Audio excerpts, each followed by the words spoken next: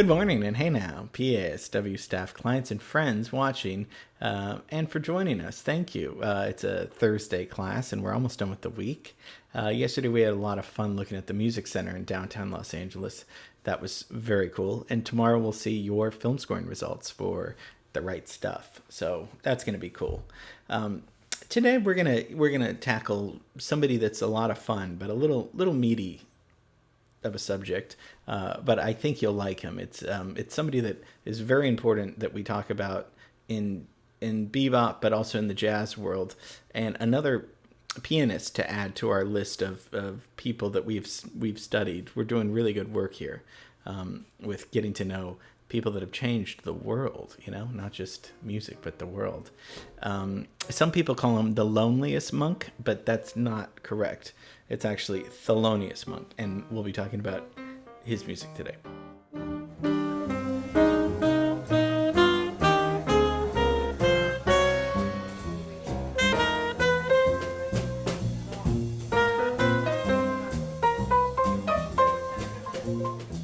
You might have heard of Thelonious Monk. You probably maybe have seen him. If you're not sure, that's okay. We're gonna dive down into thinking and going back to the question, why am I telling you this, and why is this person important? Why are we talking about somebody that died years ago? Born in 1917, dies in 1982, 64 of a stroke. Why are we talking about somebody that was that long ago? Well, there's several reasons.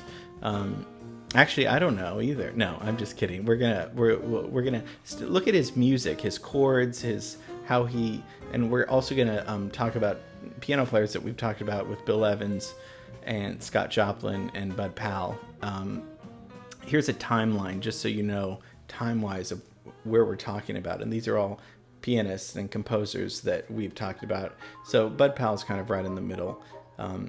Obviously, Scott Joplin's way before these guys, but influenced them tremendously with stride piano. And the stride is kind of the left hand playing the chords, and the bass. So, yeah, okay. So that's where they are. These piano guys are. And we'll talk about his life and about his mental disorder and listen to a lot of his music and, have fun. So, Thelonious Monk.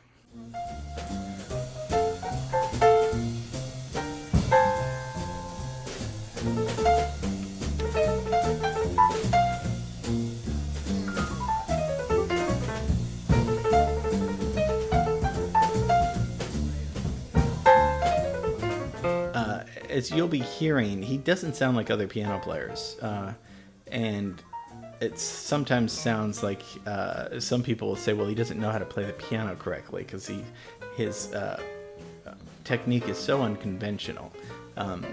He actually did know how to play the piano extremely well and started playing at age 6 and took lessons from a neighbor and read music very easily and would watch his sister play and would get inspired by her, much like Bill Evans would peek in on his older brother practicing, and he would come to, of course,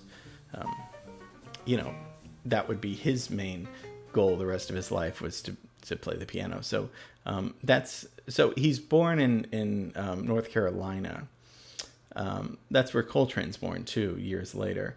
But and so let's go from the Music Center downtown to North Carolina, all the way across the country.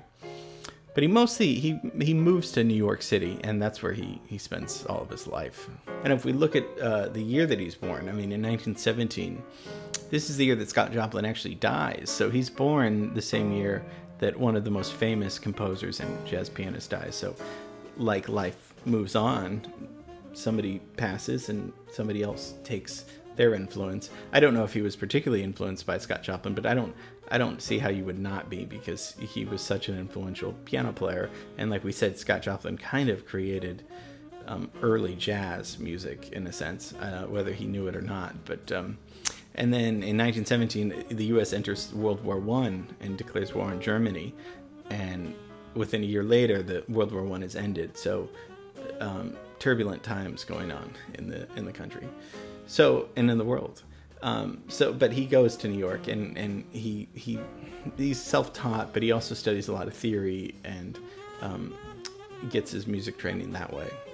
And at 13, he had won so many amateur competitions at the Apollo Theater that they would have every week. He won so many that he was banned from re-entering again. So very good already at age 13. In the early to mid 40s, he's the house pianist at Minton's Playhouse. Minton's Playhouse is was a very important place for the start of bebop. And we've talked about the king of bebop, right? The saxophonist Charlie Parker. But Monk was in there just as much, almost as Charlie Parker, in creating a new sound, along with Dizzy Gillespie. It was Dizzy Gillespie, Charlie Parker, and Monk. Obviously a few others, but Monk was right up there as a pianist, just before Bud Powell too came in. If you remember Bud Powell, one of the things was that he would play like Charlie Parker. So Charlie Parker would play fast runs on the saxophone. Bud Powell would play them fast on the piano. Monk can do all those things, but he's going to be innovative and do something else.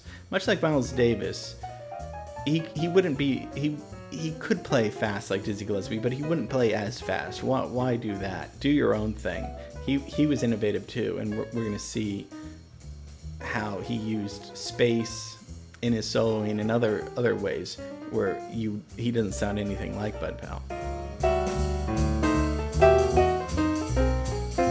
While Bud Powell and other pianists were influenced by Art Tatum, who definitely was influenced by Scott Joplin, Monk was more influenced by Duke Ellington. And Duke Ellington was, a songwriter, a band leader, as you know, because Monk would go on to write several songs and kind of writing a lot of the bebop material. Now, it's weird because we label bebop, and but at the time, I'm not sure if they would call it that. Charlie Parker and Monk. Monk didn't really like using bebop. He used the word modern.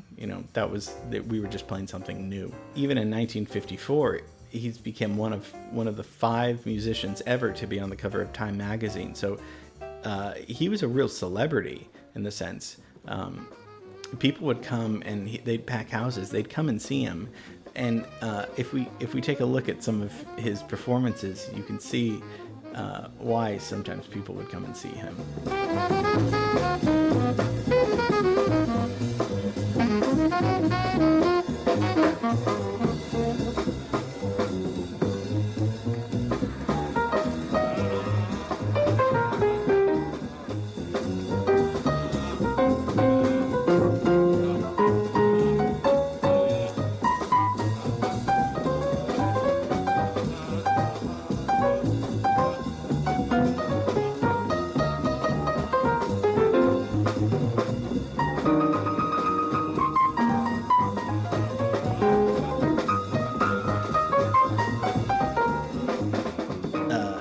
His whole body would be in the music, in the soloing.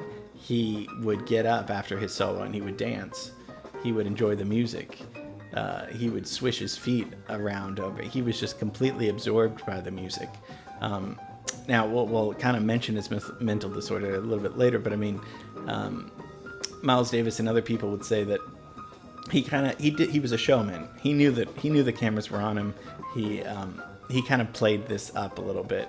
Not to say he didn't believe in wanting to dance to the music because he thought it was wonderful, but I think he kind of put on a little persona.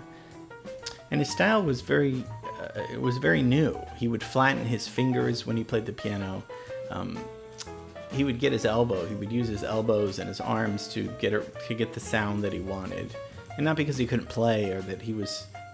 Obviously he could play, but he was trying to find different ways of getting sounds out of the piano, where it wasn't avant-garde really, because what he was playing was very musical and very playful and sparse, and at times he would completely, he would play a solo in the song, and then he would completely lay out while the saxophonist, usually John Coltrane or Johnny Griffin, would solo. That was really different back then. Usually you have bass, drums, piano, soloist, And then when the soloist plays, they're all kind of accompanying. He would just kind of leave. He would either dance or he just would let them do their own thing. And then when he would come back, he would usually play the melody again and playing it differently, and then soloing off that.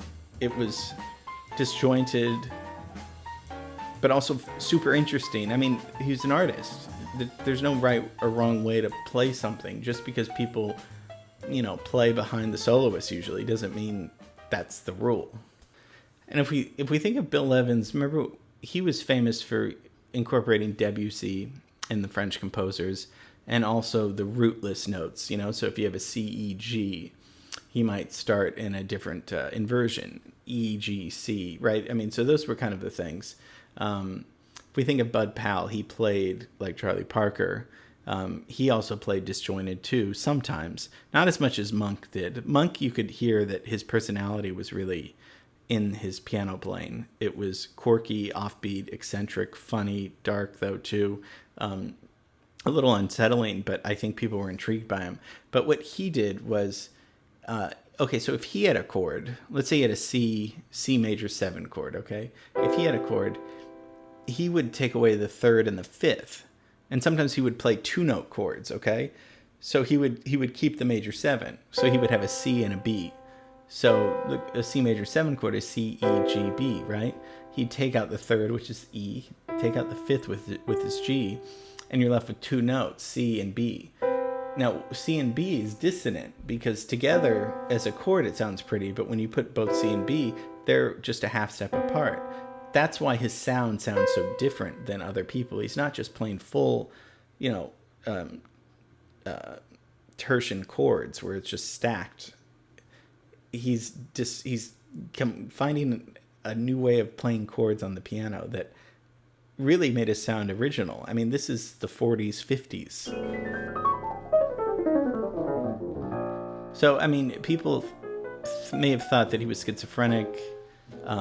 It seems like there was some autism. There was bipolar, definitely. And unfortunately, he was just at a time when doctors didn't understand it yet. I mean, they would use shock therapy. I think people said that he had bad prescriptions and bad things prescribed to him that would make him, lethargic or make him high. And it didn't sound like he was into drugs or drinking at all. It just sounded like he had a mental, disability, and I think that they couldn't diagnose it. And also because he was black, they probably didn't really try as hard as they would with a white person, as sad as that is to say, in New York in the 50s. I mean, he kind of was walking around like a crazy man, and they probably just didn't. So, I mean, it's really sad that he never really found the right treatment. But like Miles said, and other people have said, he was a very gentle, nice guy, and he wasn't as eccentric when the camera wasn't on him or something.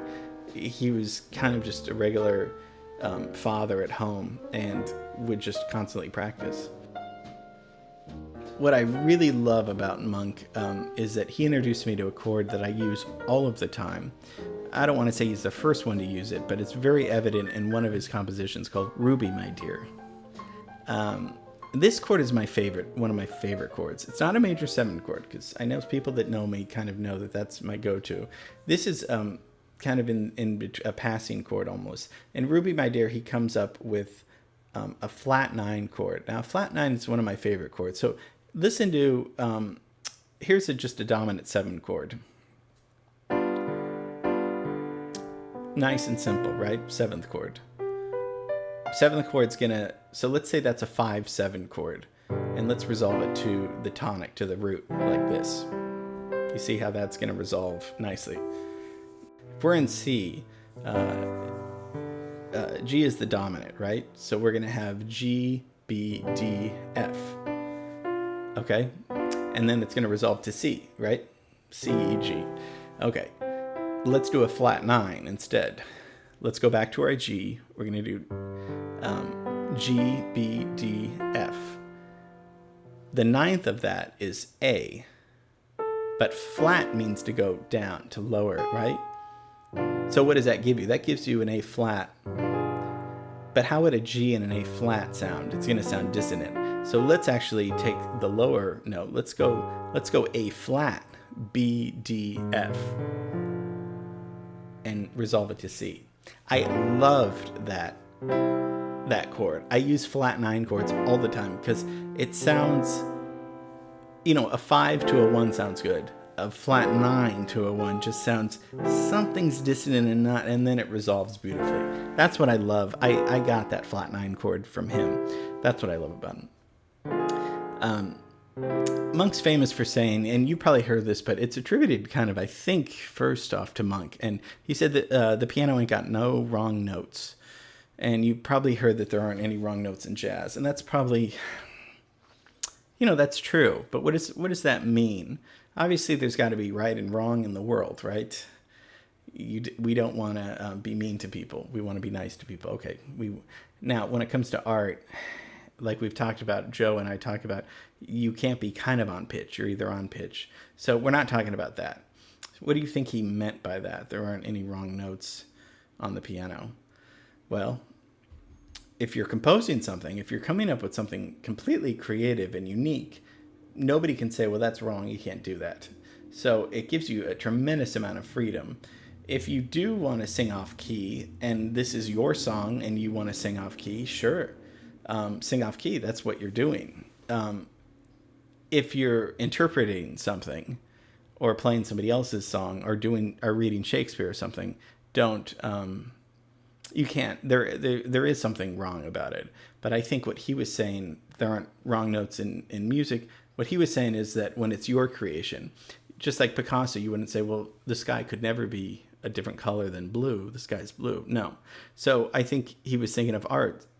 So when all of us are creative, when you're creating, don't let no, you can't do that. Don't let those thoughts come into you when you're being creative, when you're writing a song, when you're writing poetry, when you're making a movie, when you're writing a screenplay. Sure, there are guidelines. Guidelines are good.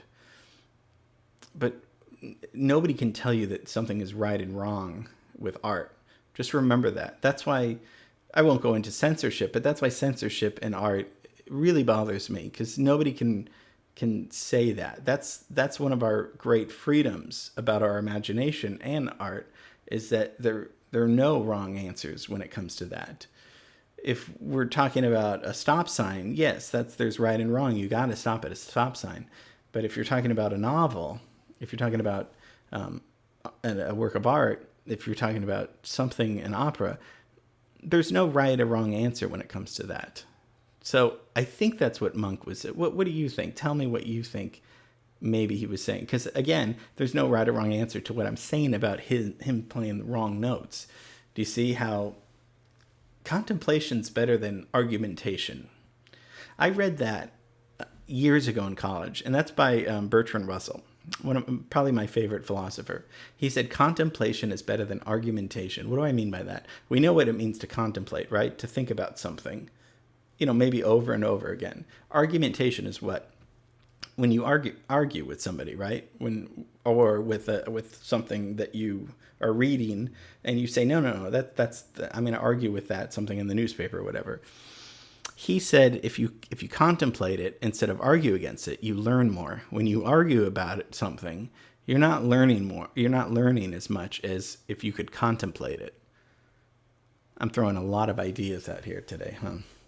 Sorry, I should have stopped talking minutes ago, but, you guys inspire me, and it gets me to think. So, a lot of stuff to think about. There aren't any wrong notes in music.